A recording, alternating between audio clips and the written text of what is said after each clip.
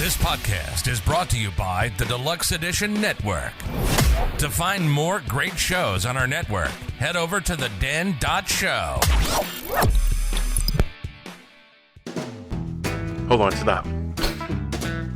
Welcome back to the Shit Show 2.0. Okay, Boomer. Damn millennials. Wow. Did not know that. Even flirters who are obviously mentally ill. You want to be my wife?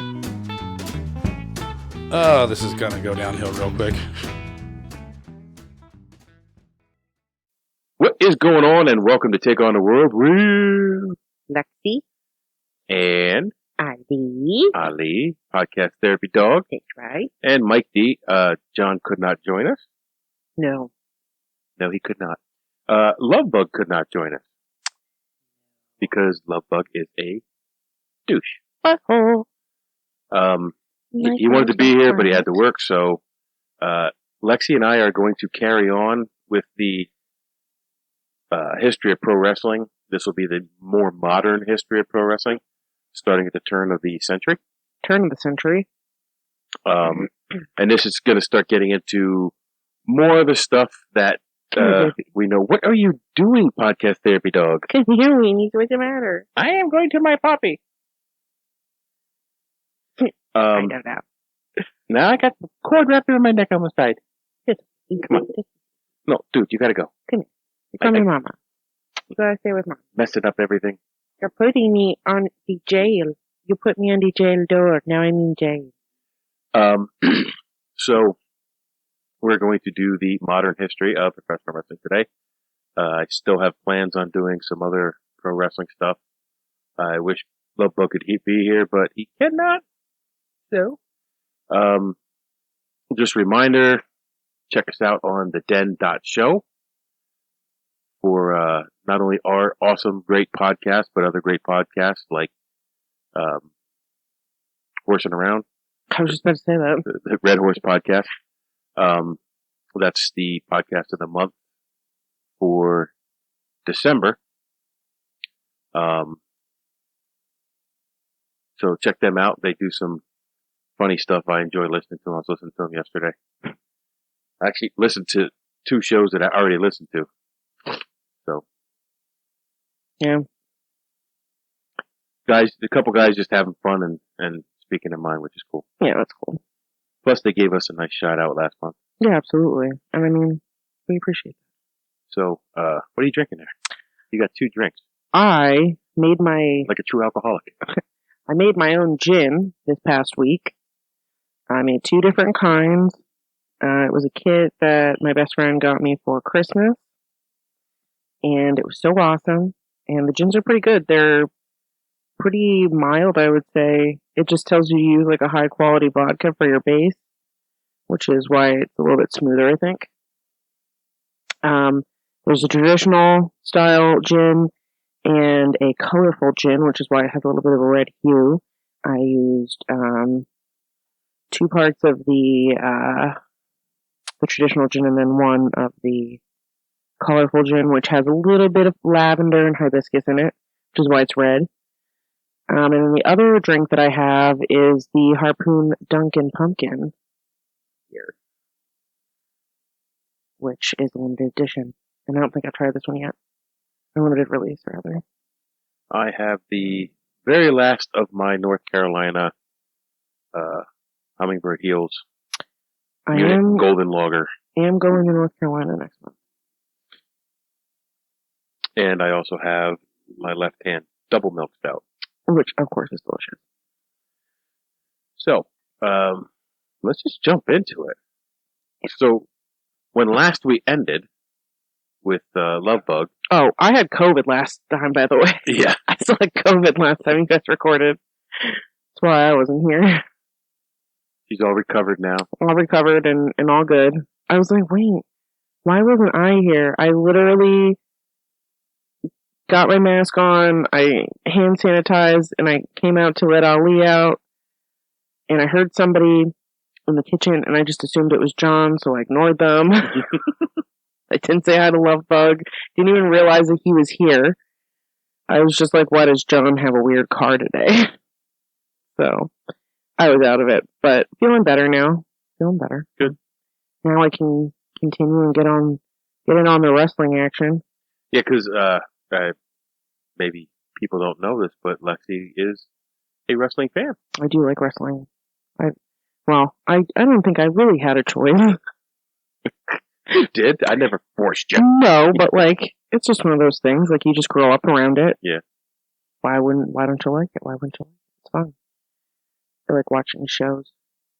So, Lovebug and I got to 1906. Okay.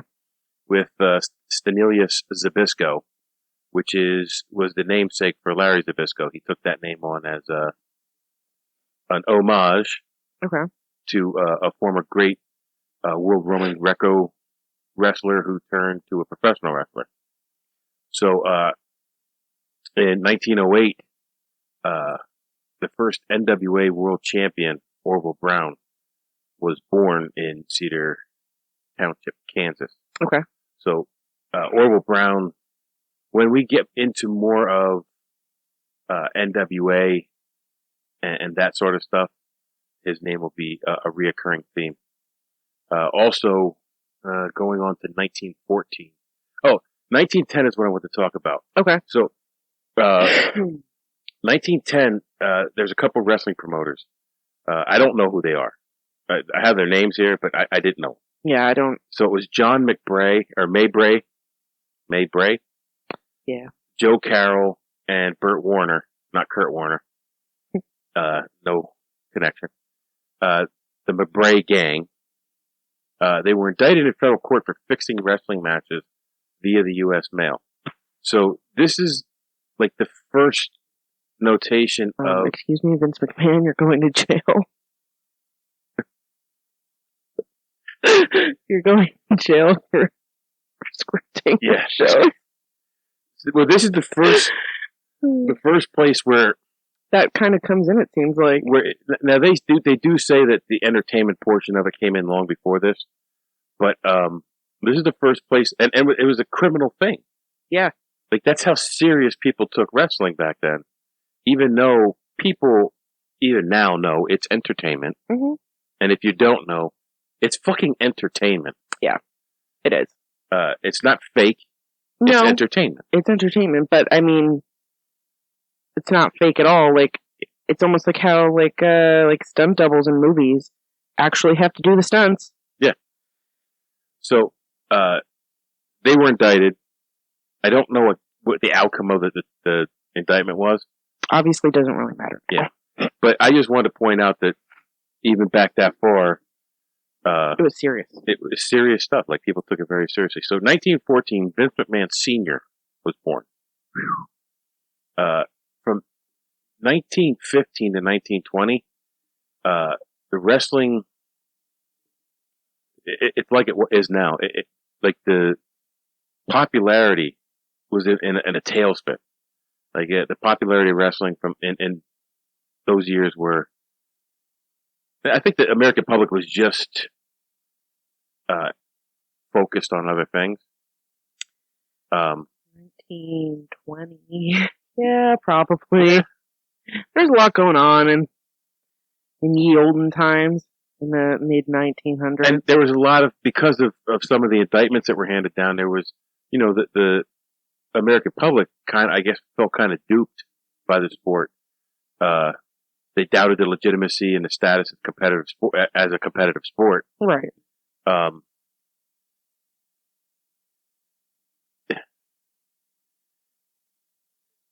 You had guys like Frank Gotch, who retired in 1913. And last time we talked about Frank Gotch, and I remember the name. He was like, they were a legitimate he was a legitimate wrestler, and started doing professional wrestling as a spectacle at like carnivals and stuff like that. So he retired, and like there were no new superstars to fill that void. Like there were no big names like Frank Gotch or Farmer Burns to take up the mantle that they had built up. So in the 20s, three men, and they ended up calling these guys the Goldust Trio. It was, I don't know if that was where it came from, but that would be interesting to know that history. Yeah. If Goldust came from this, if there's some kind of connection. Yeah, like an homage or something. So Ed Lewis, Billy Sandow, and I don't know who the third guy was because I deleted it. Oops. Anyway, the three guys, the Goldust Trio, formed their own promotion in the 1920s, and they modified the in-ring product to attract fans. So they were using more flashy holds. The first use of time limits in matches was during this time. The signature finishing moves started. So the showmanship was being one-upped at this time. They also popularized tag team wrestling, and thank you for that. Yeah. Introduced new tactics such as distracting the referee, which made the matches more exciting. Just a different way for the wrestlers in the ring to sell this entertainment to the fans. So rather than paying wrestlers who were traveling through the area on certain dates, they were putting them under contract, basically. They were, which when they put them under these contracts or agreements, it gave them the opportunity to form more longer-term angles, which is what you see today. Right, and that's like essentially what all the big promotions now do. Like that's like their game is playing with contracts. But and there was some smaller promotions when I was wrestling that did the same thing. There were some promotions that were smaller that were doing that when you were starting out that are now bigger promotions still doing that. Yeah. But Lovebug and I never got pigeonholed into that. Yeah. We continued to be independent.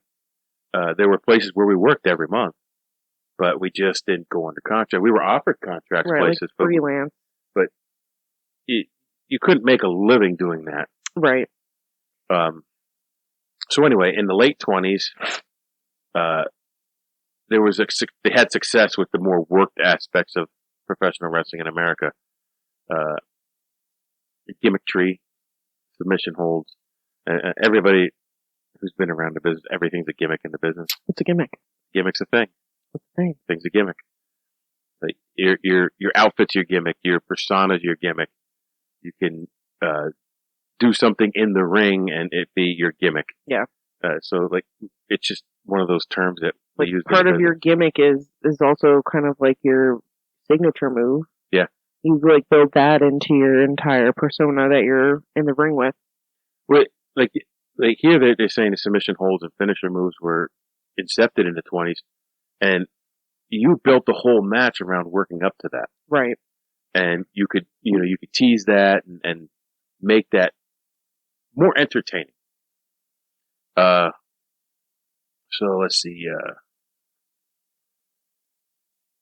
Okay, an amateur wrestler named Sir Athol Oakley got together with fellow grappler Henry Erslinger to launch one of the first promotions to employ the new style of wrestling named All In Wrestling. All In. Yeah, and I think it's just an expansion of Catch as Catch Can style. Right. So the demand for wrestling started going up. The popularity increased. There wasn't enough skilled amateur wrestlers to go around, so many the promotions switched to more violent styles because that's what some people wanted to see with weapons, chair shots. Yeah.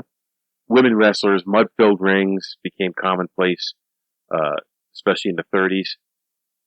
In the 30s, London County Council banned professional wrestling. And it left the business, again, in rough shape just before World War II. So World War II came, and there was a lot of need to cheer people up at home. So after World War II started, wrestling started making an insurgence. Not an insurgence. Like, I wonder if that was, even kind of difficult then. Like, did it turn mostly to, like female wrestlers, or how did that work? Because everybody's also getting drafted. I think you had some of that, but with more women at home than men, I think still at that time the female wrestlers were just looked at as like pieces of meat in a ring. Yeah, that's so women wouldn't go see that, but certain men would. Right. And I think it wasn't as sex symbol-y as it was in the 80s and 90s. Right.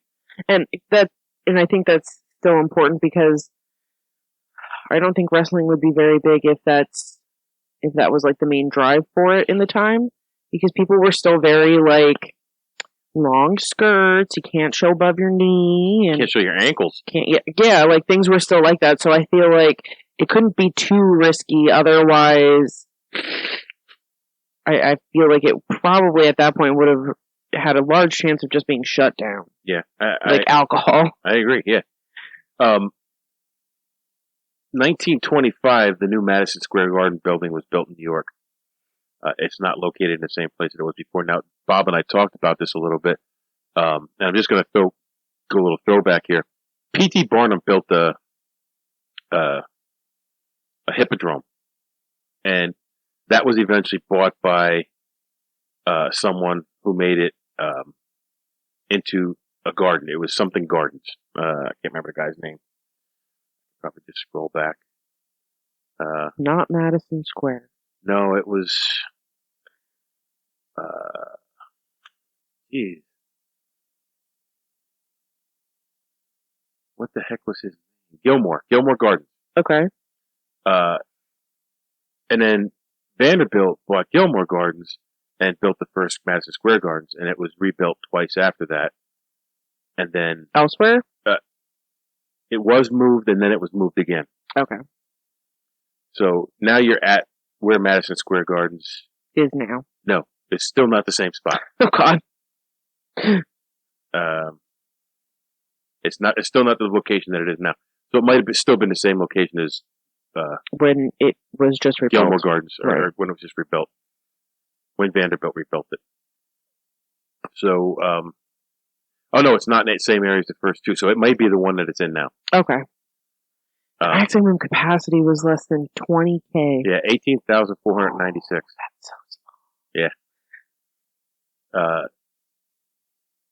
In 1925, Jess McMahon with Tex Rickard began promoting boxing matches at Madison Square Garden, with the light heavyweight championship match between Jack Delaney and Paul Berlenbach. Around that same time, you started seeing professional wrestling matches all the time there, and then they would basically have the professional wrestling matches every couple weeks, every 2 weeks, and then once every 2 months have a big boxing.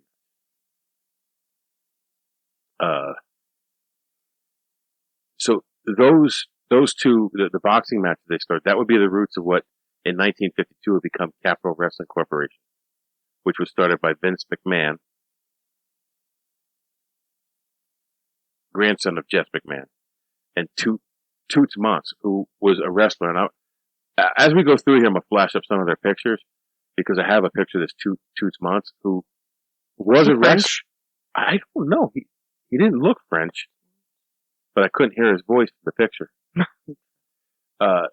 So that Capital Wrestling Corporation would go through several name changes, and then become the now WWE. Right.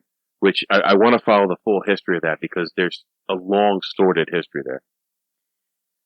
In 1930, the National Wrestling Association was founded in New Orleans, and their champion was a young Lou Thesz. So, even if you don't know who Lou Thesz is, you have seen modern wrestlers do a Thesz press. Absolutely. The association was eventually brought into the National Wrestling Alliance, which was founded in 1948. But for 18 years, they held their own. Right. Well, for 74 years, the NWA has been around. Right. in one form or another. And it's a shell of what it used to be, because the NWA used to be bigger than anything. It was all the territories, which we have a little picture of all the territories here. If I could find it, I'll flash it up. But there was very little overlap between these territories, where it was very, very competitive. It was very competitive, and the territory system was basically, this is where you stay, know your place. Yeah, this is basically, what's it called when they change the lines of a voting? Gerrymandering? This is pretty much gerrymandering. Yeah.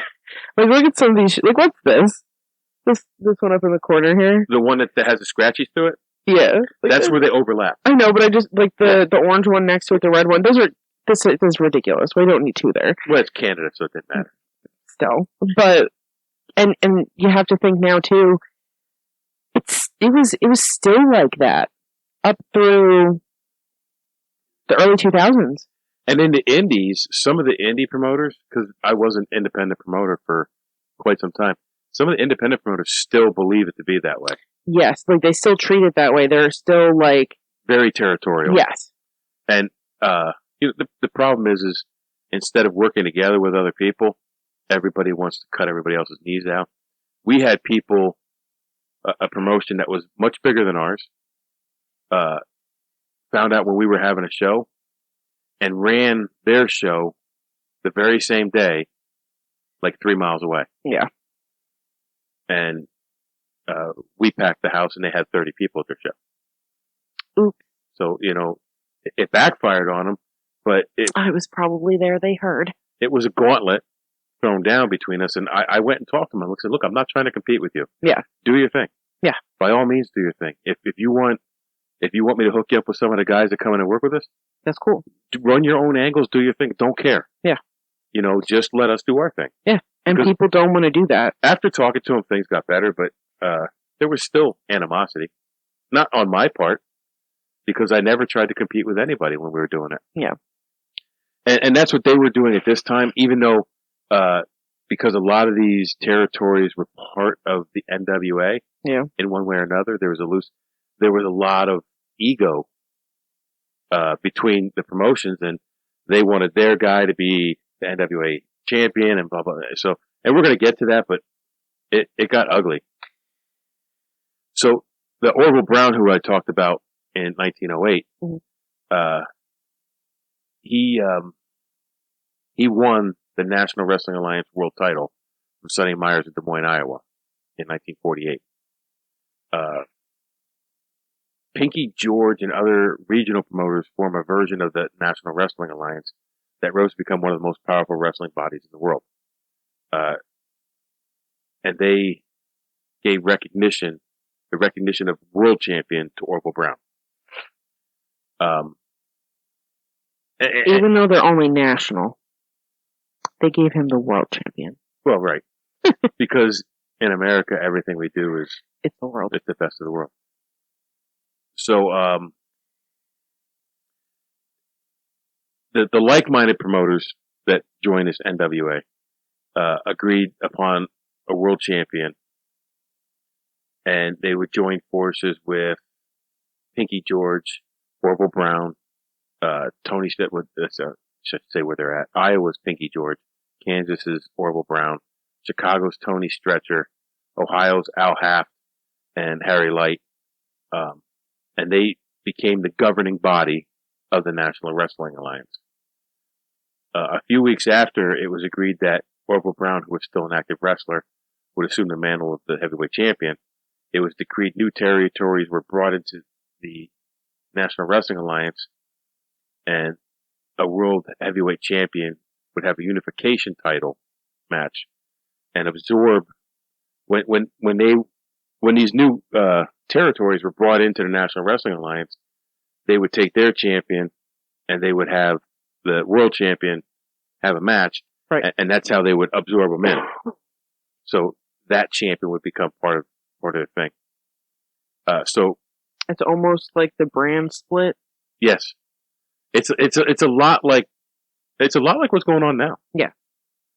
Yeah, that is honestly what's kind of happening.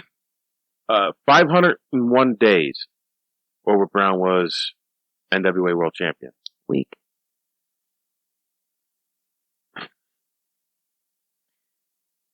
I don't want to jump ahead at all, by any means.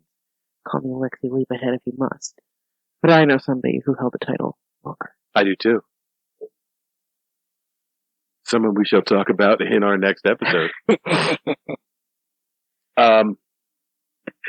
So very impressive though. Like 500 days is almost two years. Which is insane. It pales in comparison to what they do now. Yeah. But when you think about it, like to have a title for over a year is pretty crazy when at least quarterly you're defending it in some giant match. Yeah. So the next opponent would be another NWA World Champion from a different promotion, from the National Wrestling Association out of New Orleans, which was founded in 1930. And their champion was Lou Thesz. So just before they had this unification match, Brown suffered a career-ending injury in a car crash and had to forfeit the title. And they just handed the title to Lou Thesz then. So he was carrying the banner from 1949 to 1956. That's fucking insane. 2,300 days. Conquering all the territories and uniting the National Wrestling Alliance like no other person before or after him. I mean, he had it for almost 8 years. Yeah. Like, that's insane. He defeated Gorgeous George for the Boston World title in 1950. Baron Michel Leon for the Los Angeles World title in 52. And these were the two biggest rivals of the NWA. And by winning these two titles, it absorbed them into the NWA. And it is now the dominant thing. Yeah. Like there's somebody from every part of the country a part of this thing. Well, that's Lexi Leap Ahead. Lexi right on time. Lexi arrives precisely when she means to. Right on time. How fortuitous. Throughout the 50s and 60s, more promoters joined with the National Wrestling Alliance, including Don Owens of Pacific Northwest in Oregon, which, yeah, they're on the sheet here. I see him. Frank Tunney from Maple Leaf Wrestling. He's down here. Toronto. Bob Geigel from Central States, Kansas. Fritz Von Erich, which is Big Time Wrestling, WCCW in Texas. Wally Carbo from Minnesota. Eddie Graham from Florida. Stu Hart, which is, if anybody's heard anything about pro wrestling, everybody knows the name Stu Hart. It's Wildcat Stampede, Calgary. Roy Shear from San Francisco. Gene LaBelle from Los Angeles. Dory Funk from Texas. Again, another grandfather of wrestling, the Funk family.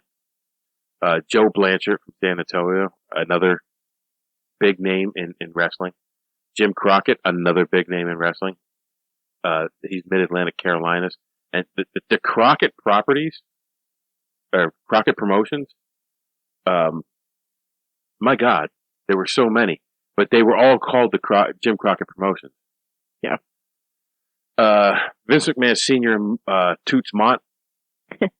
Suck it, Capital Wrestling / WWE, WWF, New York. Jim Barnett from Georgia. Giant Bubba from All Japan. Oh wow, All Japan. Yeah. Back then. Yes. They were having people from Japan over here. Yeah, we sent. Actually, we talked about it in the last thing. We sent like these 10 or 15 wrestlers over there. They had these super cards set up. Mm-hmm. The first one sold out, and then nothing. So they canceled the rest of the tour. That sucks. Yeah. But the Japanese style of wrestling and I love it. What the fans want over there are much different than what they want here. Yeah. I feel like a lot of, not all or many, but I would say like I feel like compared to the Japanese wrestlers that you see today, a lot of American wrestlers are more technical. Okay. You know what I mean? Like, they do a lot of, like, they're almost like luchadors. Like, they have more of a lucha style. Yes. And It's called strong style. strong style, which is, of course, talk about. Some of my least favorite wrestlers are also from Japan. So anybody who really is a smart mark or has been in around the wrestling business will know that there's so many egos in the wrestling business, and title disputes started to raise their ugly heads, causing the NWA to start to splinter. I just don't see how you could dispute any of that. Who holds the title? Well, here you go. You died. That's the end of the game for you, not you. Edward Carpenter won over Lou Thesz in 1957. The victory was overruled because Thesz withdrew mid-match due to injury, but NWA ruled the title couldn't change due to injury. So which makes sense. There were shenanigans. It was a rule change. It was buying car insurance after the accident. Right. And I mean, like, to be fair, you're not going to know what to do in that situation until it happens.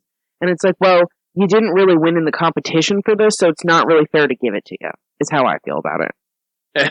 And I don't dispute that. No, but it's like, you don't really get to say that now. You should have said that before. You should have said it before, and now you got to live with the consequences of you not saying it. So, Los Angeles World Wrestling Associates withdrew recognition and crowned Carpenter as the first WWA World Heavyweight Champion. The WWA would fold in 1968. Insane. In 1960, Vern Gagne was also slighted out of a title, caused Wally Carbo to withdraw from the National Wrestling Alliance, and together with Gagne started AWA. Gagne. No, Gagne. I know. I would have pronounced it Gagne if I did not know the name. I think it's Edward Carpentier. What? I think his last name is Carpentier. Carpenter. Carpentier. Yeah, Carpentier maybe. Anyway. Since we're talking about names, that's what I've been thinking since I saw his name. Okay. AWA, when I was young, was one of my favorite wrestling organizations. When you were young, back in the 1960s? Yes. 70s. When, Don't be disrespectful. When the first Scooby-Doo's premiered in black and white. Here we go. That was 1969. I was not born yet. Yet. They weren't black and white. They weren't in black and white. They were in color. Were they? The AWA, even now when I come across them on, like some of the streaming services, I love watching the old AWA matches. Yeah. I like watching old matches. I especially like watching, like, WWF matches. Because that's what I grew up with. That's what I remember watching as a kid. So the Attitude Era. Attitude Era, Ruthless Aggression.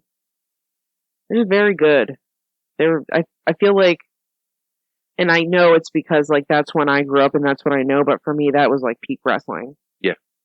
Well, it was the 80s and 90s for the business, I think, were the boom. Yeah, they were, like, the best. And we'll get to why. We're almost there. Why I thought so. We're almost there. 1963, the NWA World Champion, Nature Boy, Buddy Rogers. Nature Boy. Was defeated by Lou Thesz. But Vince Sr. and Mott's Tooth refused to acknowledge the change, instead withdrew Capital Wrestling, and which is, at this time, by 63, was the Worldwide Wrestling Federation, WWF. We later figure out that worldwide is one word. Do we? It's because they take out the third W. Well, they just call it World. I know, but I never called it that. I always called it Worldwide Wrestling Federation. And I don't know why, because I don't think that I ever knew it as the Worldwide Wrestling Federation. I was going to say, how would you even know that? But worldwide is one word, I'm pretty sure. So. Yeah. Let's see. So they withdrew from the National Wrestling Alliance, crowned Rogers the inaugural WWF World Champion. Which is hilarious, because they were just mad that the NWA did that, and now they're doing it. Yeah. This is... Goodness gracious, here it goes. Here it starts. Yeah, I know. It's just... So early. Despite losing those 3 big promotions, they were huge. They were 3 of the biggest. And all 3 of them went on to create national wrestling promotions. Despite losing these 3 promotions, NWA continued to thrive. And the NWA World Heavyweight Championship was still considered the most prestigious title in the world. What was it called? Something pounds of gold or something like that. I think I have it in here someplace. Pounds of gold. Oh, how much was in it? The belt was called that. Oh, okay. I had to find it. Okay. So in 1971, Bruno Sammartino left and rejoined the NWA, which kind of left WWF like reeling a little bit, but they were kind of lucky and they rebounded after Andre the Giant became the top star of the company in 1973. So now we're getting into names that most people will know regardless. Throughout the 70s, the NWA continued to be the standard bearer with world champions like Harley Race, Dusty Rhodes, and Terry Funk. Oh, wearing the 10 pounds of gold. 10 pounds of gold. There you go. Yeah. And I also want to say, while I was looking this up, the longest reign is still Luthez. Yes. But the most reigns is Ric Flair with 10. Yeah. The 10 times, 10 times, 10 times, 10. Ric Flair used to be so good. By the end of the 70s, even the WWF returned to the NWA fold. I wonder why. And WWF was reduced to a regional championship status during Bob Backlund's first run. Now, a little side note. Do they still consider it the WWF World Championship run? Even though it was a regional championship at that point? Because he still won that championship. It's still the same thing.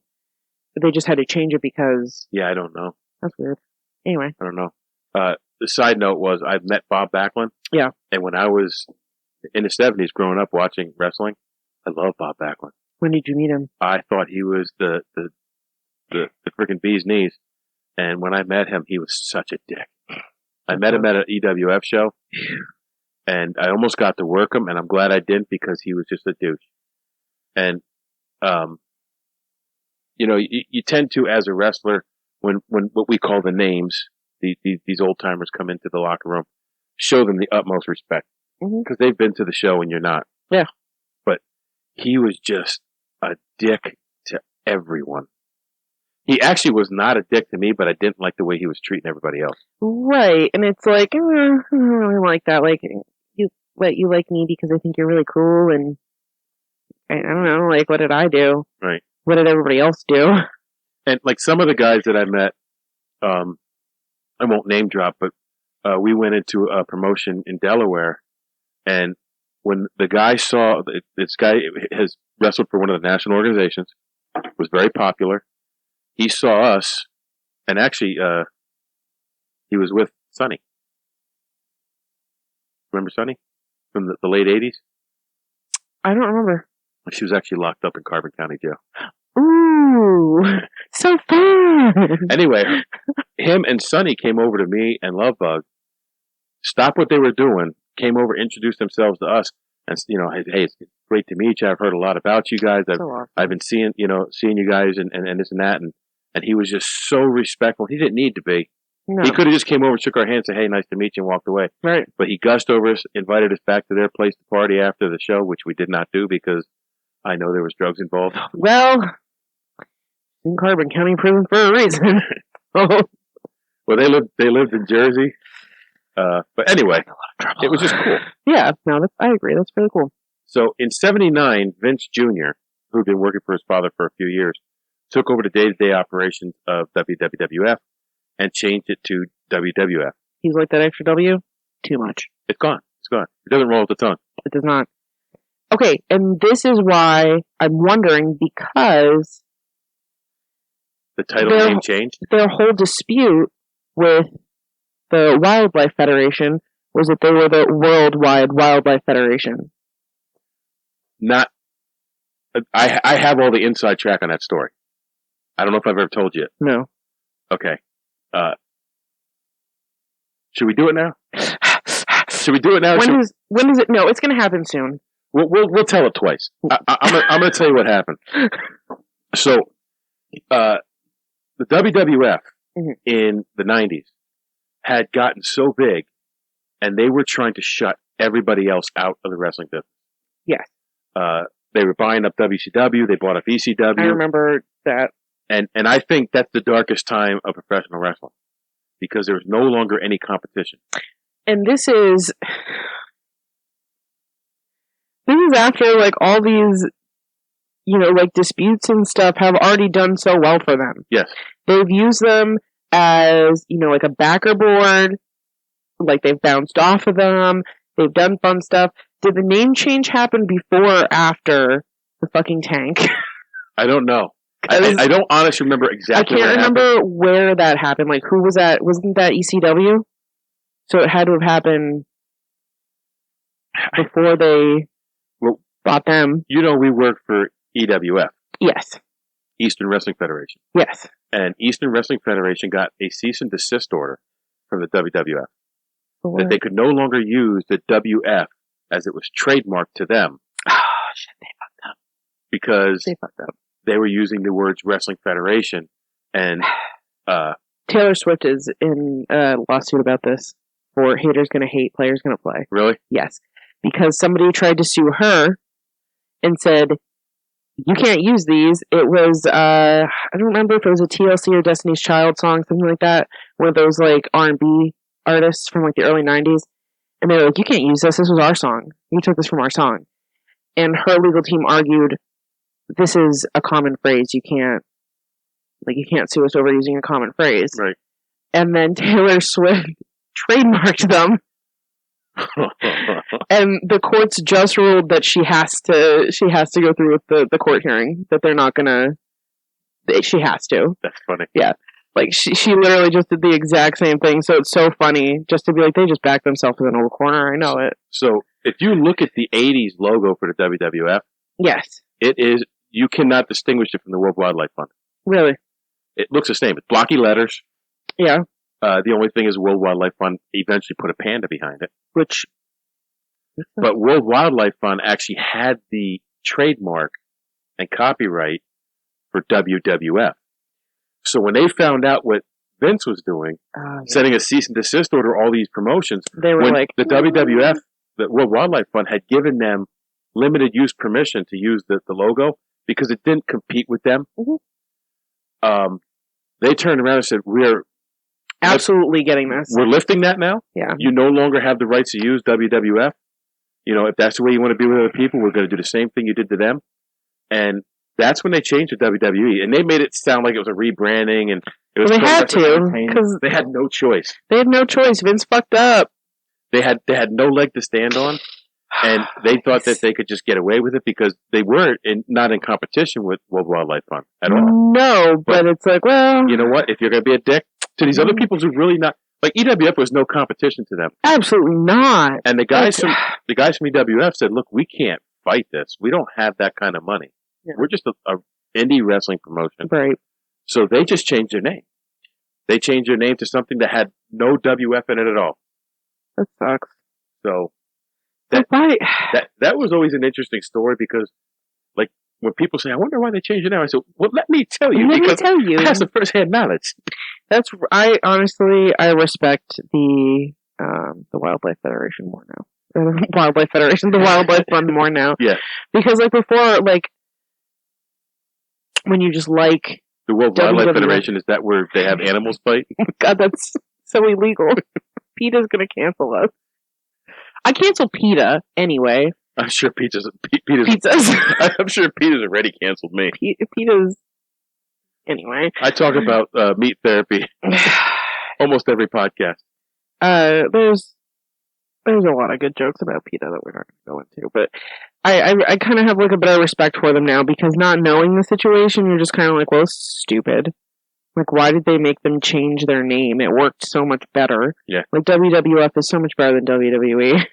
As soon as they changed their name, things just started going downhill. It was because they tried to shut down all they competition. tried to take everybody else out. Like, So, there's no more fun. The 80s were a boom for wrestling. Pinnacle. Vince took you could say what you want about Vince McMahon. A lot of things can be said about him. But when it came to the operation of the WWF, when he took over, he went from a national organization to an international organization. Yeah. And he created the wrestling boom. Mm-hmm. Huge TV deals were made, and it put NWA on its heels. They had more widespread coverage than NWA. NWA was still basically fractured, but operating as there was no primary thing. If they were NWAs all over the place, right? They did what they could with character development, whatnot, to capture the hearts and souls of American youth.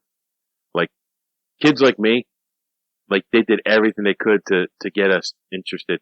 They had spectacular characters. They had great character development. Even their dumb characters were ones you wanted to see. Doink the Clown. Oh my fucking You wanted God. to see Doink the Clown. Like I've never wanted to see Doink the Clown. I met.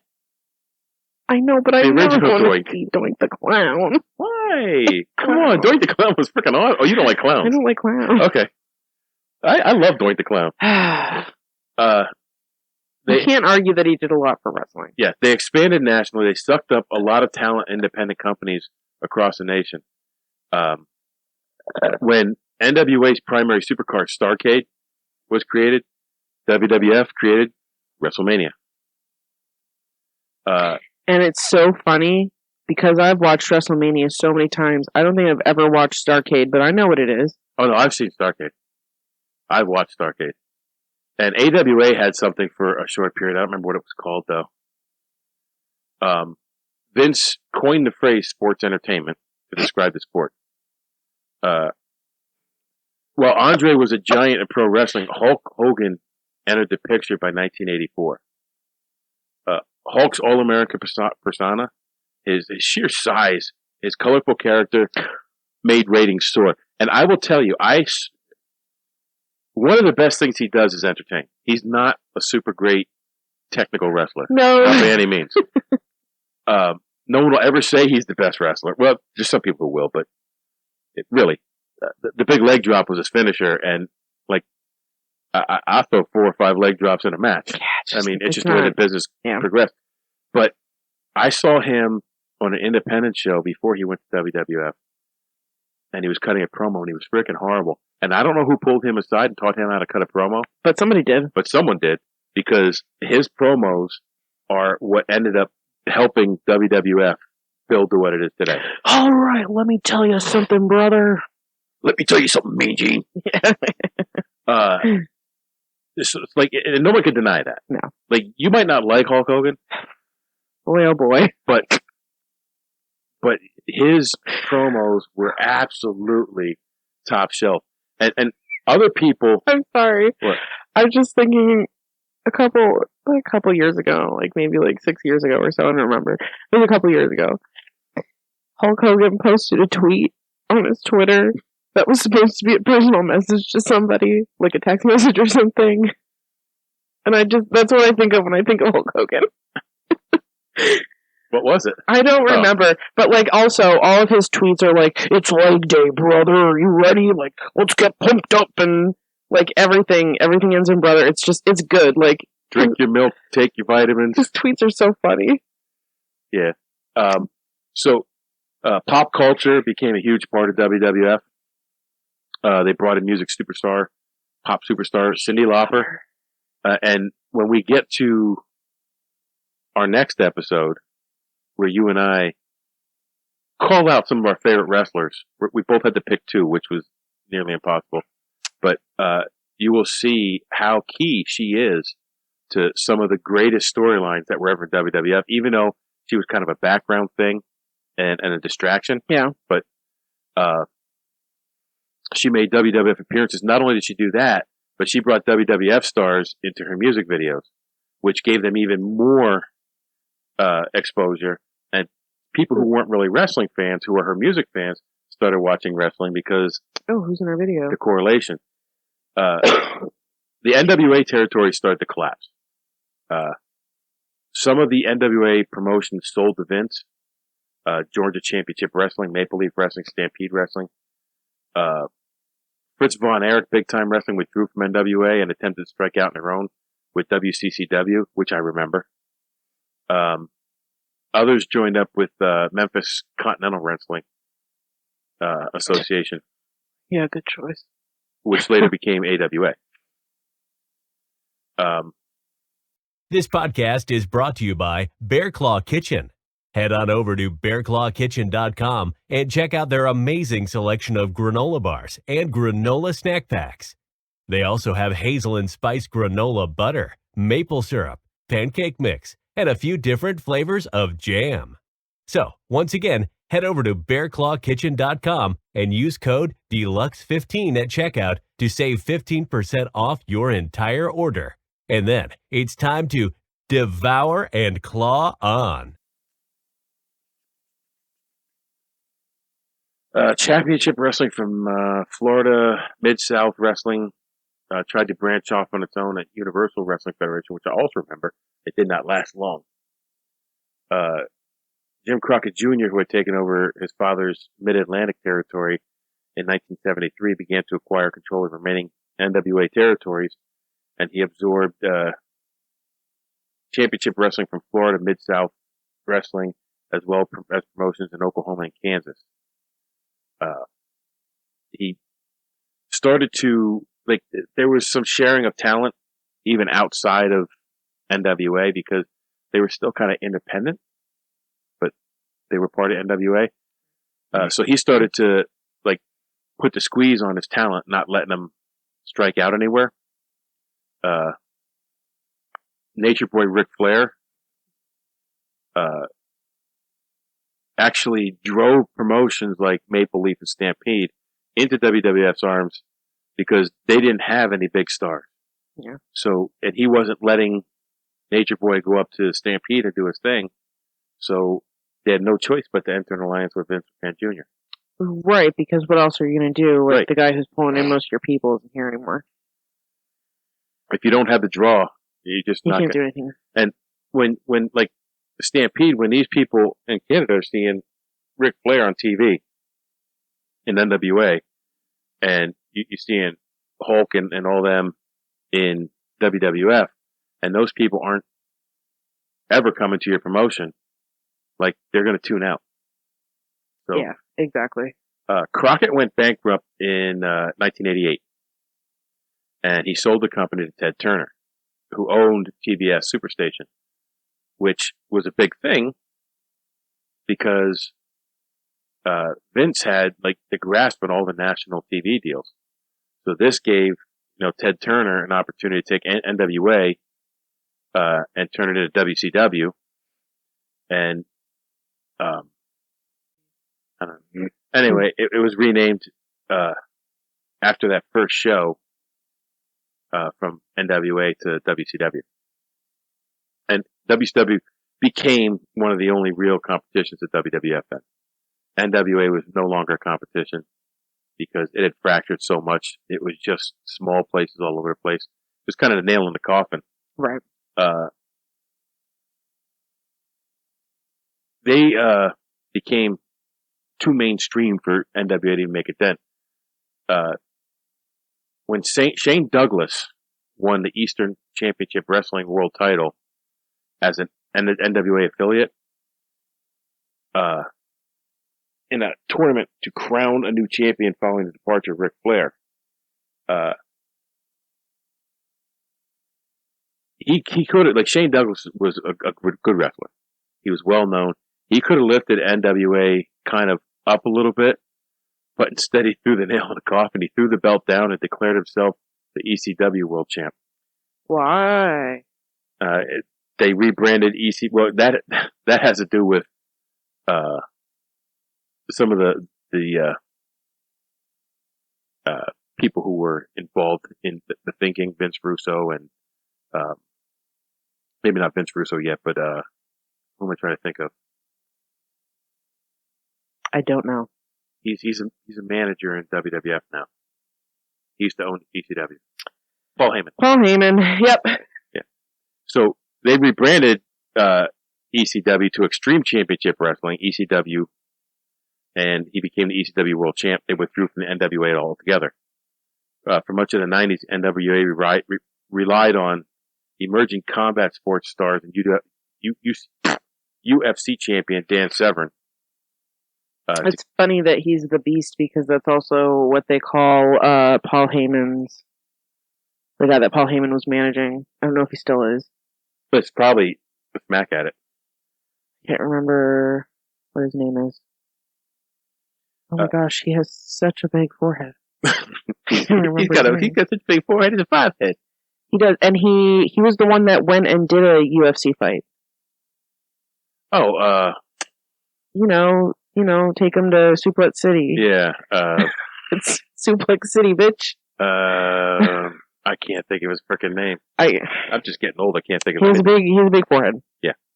So having Dan Severn part of the NWA gave legitimacy to because he was a UFC champion. He was a legit fighter. And it's something they hadn't seen since Luthez. Yeah. Because Luthez was a legit fighter. During Dan Severn's brief reign, he had a brief alliance with WWF. It didn't last long. It was, you blinked and it's gone. Yeah. ECW was a juggernaut for a short period of time. Like they grew, and in my opinion, and I have this written down here, they grew too big too fast.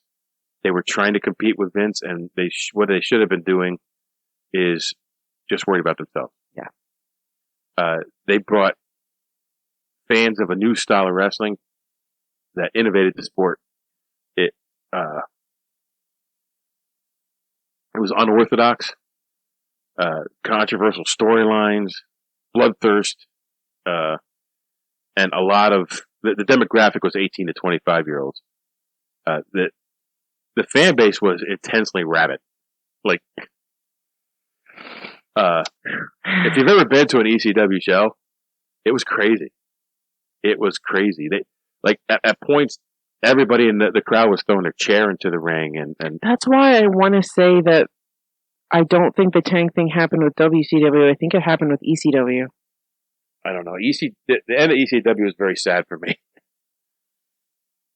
But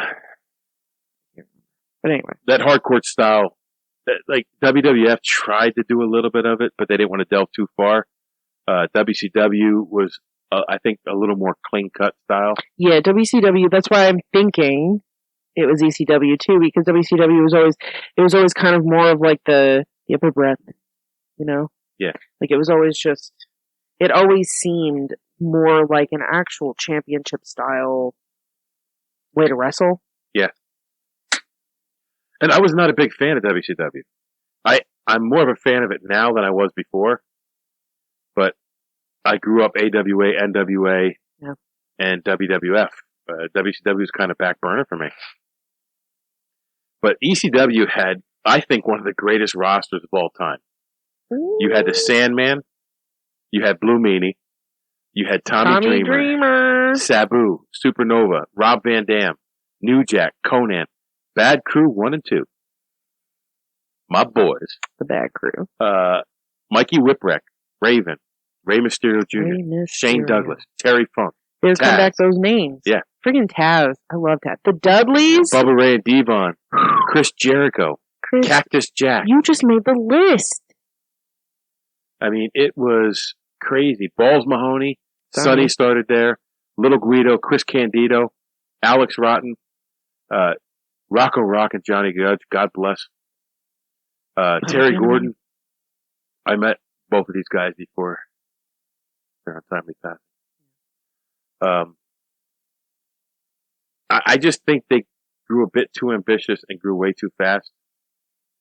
Right. It's like when you put all your fuel on the fire right in the beginning, how do you sustain that? Well, I think there's no way to sustain. They had ECW Arena in Philly, and that place was packed every show they ran. And they started branching out, Pennsylvania, Jersey, Delaware.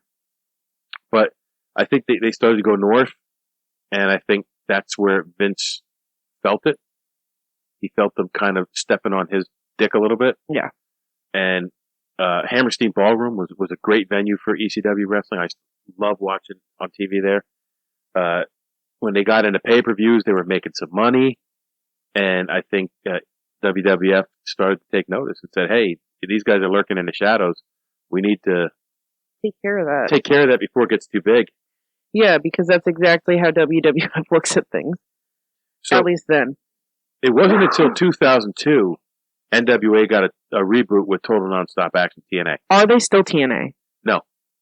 Because TNA still exists. Does it? Yes. I don't know.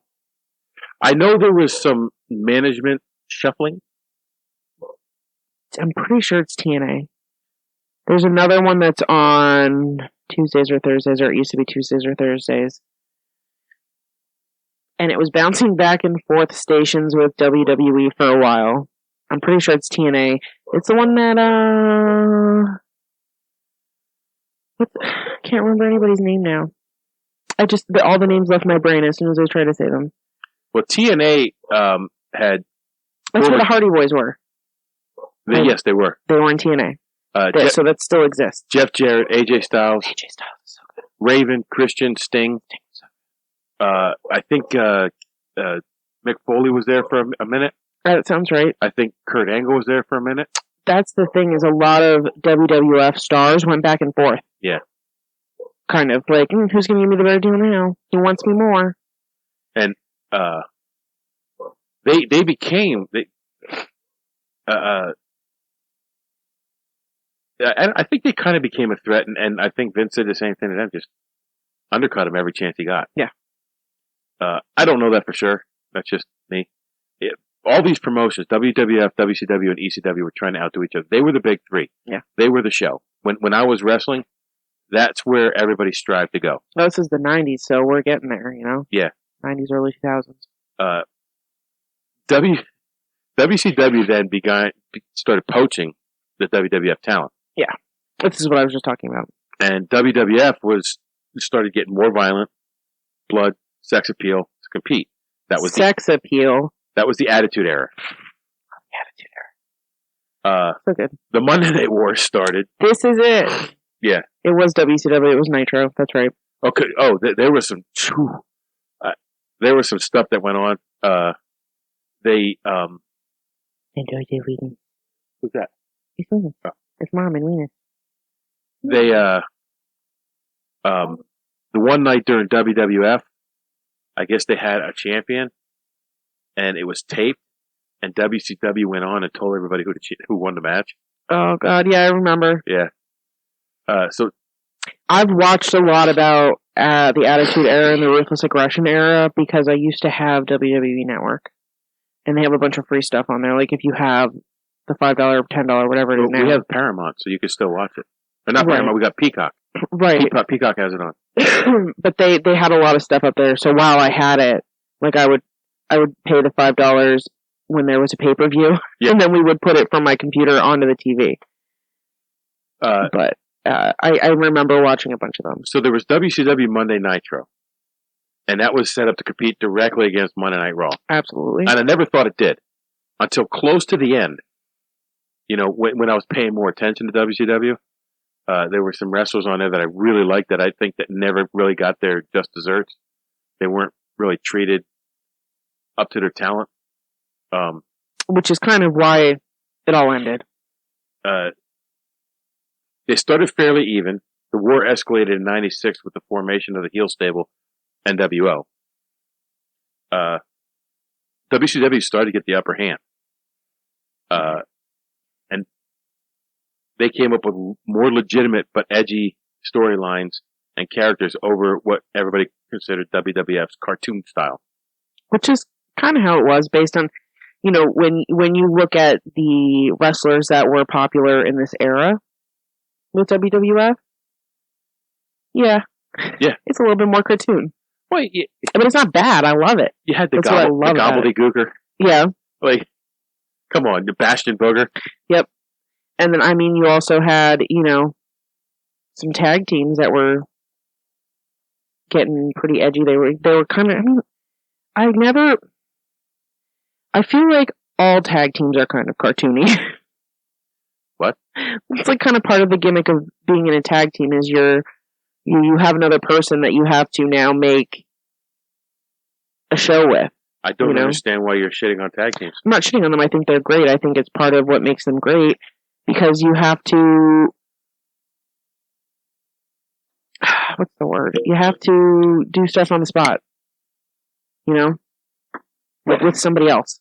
Without getting too deep into the weeds, tag team wrestling, like when you have a wrestling match, and when we were training wrestlers, we would teach them this. If you're having a singles match, how many people are involved in a match? Everyone. How many? All of your fans. You've heard me say this before. I have absolutely not, but when you look at the reason why storylines in stables fail, it is because they do not have the backing of the fans. Right. Regardless if you are babyface or heel, you have to play your role well.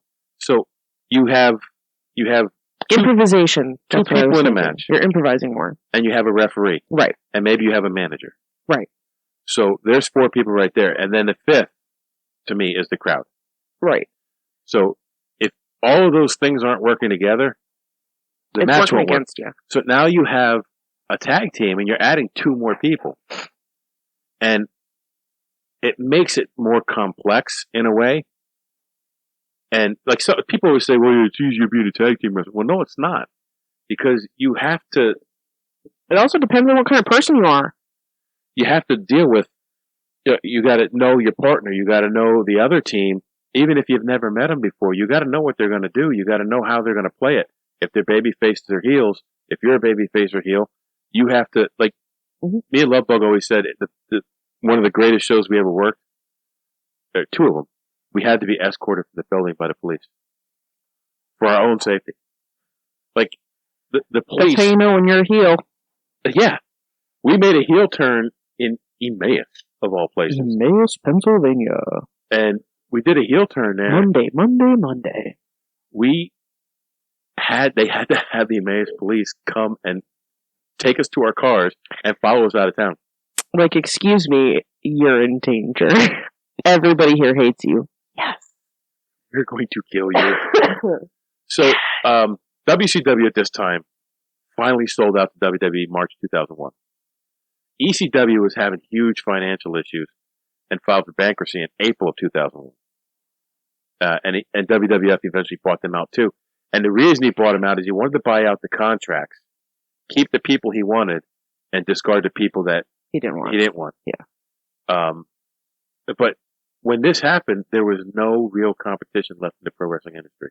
But WWF got all of those stables from other places and tried also incorporating them into their storylines, and eventually replaced most of those wrestlers with their own good wrestlers in the stable. Yeah. Because at that point, with everybody else gone, it doesn't really matter, who the wrestlers are if they're not working in WWF. Just the stable is the name that people know. I personally believe this downfall of pro wrestling. I would have to agree, but I see we're coming up on a list of some pretty great, you would call them indie. Well, yeah. Now, still. With them acquiring WCW and ECW, it left a huge gap in demand for the Lucha Libre style, the Japanese style, the hardcore style of wrestling, which WWF doesn't offer on a regular basis. No. ECW did in droves. WCW gave you some of the more Lucha Libre style. Because they were very clean cut. Yeah. And that's the safest way to do lucha, in my opinion. So that's the safest way to do high flying stuff is if you're clean. Oh yeah. So scary. So good though. So there was alternatives to step up and cash in on this niche market. Started to gain more exposure. Impact Wrestling. Ring of Honor is good. Ring of Honor is great. CZW fulfilled the hardcore. Yeah, CZW. Chikara, which gave you the Japanese and the Lucha styles. Yep. Maryland Championship Wrestling. What's this one down here? What Is that Pro Excitement Wrestling? What's Pro Excitement Wrestling with 4 exclamation points? It's it's one of the least known of all of them. Please visit our website. It's not up anymore. I remember when we were still doing the dial-up internet here. You just open up that internet and right there's the page. So even now, to this day, there's still a need for an alternative, and All Elite or AEW. AEW is so good, and I do enjoy AEW, and that started up in 2019, and that kind of brings us to present day. Ring of Honor is really made an resurgence. Ring of Honor, yeah, is baller. And it's cool because some of the guys that I trained, are going through to these places, on some of these places and succeeding, and I'm happy for them. Yeah. But that's the modern history of pro wrestling. Yeah, I think that mostly brings us up to current day, and I think there's a lot that you can look back on in the history of wrestling from 1908 to now, just because since I wasn't here for the last one, you can look back and you can see kind of like where things come from in the industry now. Did you watch where they started or listen to the last one? No. Okay. So did I talk to you about any of the stuff that I researched? You weren't feeling well, so No, I don't think so. So just to touch on that again, do you know how far back wrestling goes? I am going to have to say wrestling is a gladiatory sport, which means that it would have to be Colosseum age. It goes back to Genesis. Oh boy. The beginning of time, everybody. Yes, that's how we started it. The beginning of time. Long ago, in a land far, far away. And I made the comment when I read this that, of course, the Bible shows symbolism all the time. Right. And there's another passage before this one where they mention wrestling, but it was 100% symbolic, and it was the wrestling of social stuff, not. Right. This actually talks about a physical match. So even if it's symbolic, they're using that symbolism to describe what happened here. Right. And that's a physical wrestle. Yeah. So could not overpower him. That means that it was physical. My next entry is 776 BC. Right. So that's the Olympic Games. So, professional wrestling has long roots, and I think it'll be around for a much longer time. I just don't think it will ever be. It'll never be as big as it was in like the early part of the 19th century. Yeah. And in the latter part of the 19th century. It's never going to be that big again, I don't think. I don't think so. Until someone steps up and can be a head-to-head. Somebody just needs to bring back all of this garbage.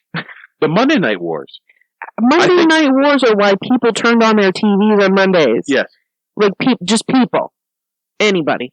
Everybody was watching them. Forced WCW to be more creative. It forced WWF to be more creative.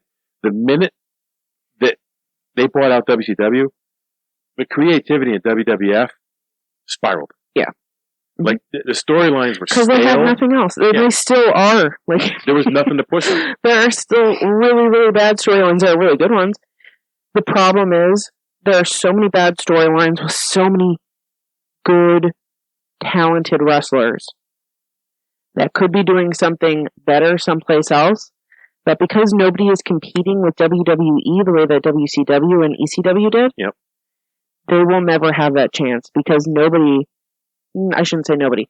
Very rarely is somebody who is still in their prime making as much money as they can at WWE. I almost said F. At WWE. Most of those people are not going to leave because if you're on the main roster, like if you're on the main card for the roster, there's no reason to. You're on every week. You're on every show. Right. And you get paid for that. Well, and they know what it's like to not be the main roster for a show, and they don't want that again. No. So it sucks. It sucks that, like, the people are kind of trapped in maybe bad contracts. Maybe they don't want to be there. And I feel like a lot of people after they leave WWE, and I mean, like, they're leaving it or they're fired or whatever, so obviously they're going to have something to say about it. But there's just a lot of stuff that goes on where it's like they don't give people fair chances, like da-da-da-da, and it's because they don't have any competition. They don't have anybody pushing them to be better. They don't have anybody pushing their writers to be better. And I think somebody should just bring back, just some of these nice promotions. Just make them bigger. Well, I think I wish that could happen, and I know it's difficult. If somebody was smart, and I don't want to say Vince, because he obviously built a $1 billion company. I do not think he is in charge of the company anymore. I think it's all gone to Triple H. Or most of it has. I don't think that's just a figurehead anymore. And Triple H was never... I was never a fan. Never a fan of Triple H. I like Triple H, and I like... Okay. He's married to Stephanie McMahon now, right? They're married. I sent them a wedding gift, by the way. Did you really? What did you send them? Just they had a wedding registry, just some kitchen implements. Yeah. Oh, that's so funny. From all the guys at PXW. They're probably still using them. Like, oh, those great gentlemen over at PXW. I hope they're doing well. Meanwhile, here we are. But I feel like things have... I shouldn't say that I think things have gotten better since he's kind of taken the reins, but there was some stuff that was going on right before Vince stepped down, and everybody was just like, we cannot abide by this anymore. I cannot abide. No.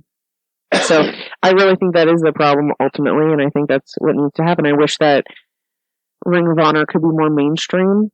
Well, AEW, I think, is doing a good job of competing. Yeah. AEW, I think, is at this point the closest thing that we have to a good competitor. Because while they're still bringing in some of the names, you got Chris Jericho. Is he still there? I don't know if he is or not. I actually don't know where Chris Jericho is right now. But he was there for a while. You had, but now they have young guys coming up, and they're making these young guys as stars. And I like that. I do too. I love that. I love seeing these young guys get a shot. I think it's great to have veterans on your card. I think it's great, but what I think is I think it's perfectly great to give them the respect that they deserve because they've been in the industry, but I think it's important for them to realize also this is not going to be their industry forever. Yeah. Unfortunately, when you hit a certain age, you're either in really, really good shape or you have to age out, And I feel like it's also on them. It's part of their responsibility as a veteran in the industry to help these new people, help these new stars, this rising talent. I think it's part of their responsibility to kind of just their responsibility to the industry. Yeah. To say, hey, let me give you a hand. Let me teach you. Because, and I mean, it's sad, but I guess, the less and less that you have that happening, the less and less you're going to see people coming up like The Rock, who comes from a family in the line. Yeah. Charlotte Flair, obviously. Yeah. You're going to see less people like that where it's like, oh, I'm taking up this mantle. Because, I mean, they run promotions like that where it's not actual family. Right. That's a big popular thing for them to do with promotions is... Well, the Polynesian thing, all the Polynesians are uncles. Can we just... No. Rock, please don't talk to them. Don't talk to them, please. You're making yourself look bad. I want your shoes. The Rock has $100 shoes. $150. No, they were $100 in my size. $99.99 on Dick's. I love looking at Dick's. It has very, very good deals. Dick's has good deals all the time. Where's John when you need him? Well, John's not here. That's why I had to say it. So anyway, I need the Rock shoes. That's moving on from Dick's. Culmination of this episode. We took on the long, long history of pro wrestling in 2 episodes. 2 episodes. And now you go take on the world. Our podcasts exist because of listeners like you. To find other great shows, head over to the Den.show. Thanks for listening.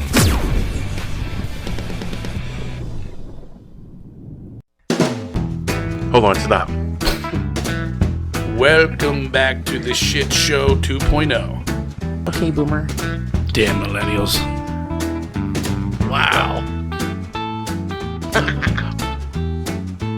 Did not know that. Even flirters who are obviously mentally ill. You want to be my wife? Oh, this is gonna go downhill real quick.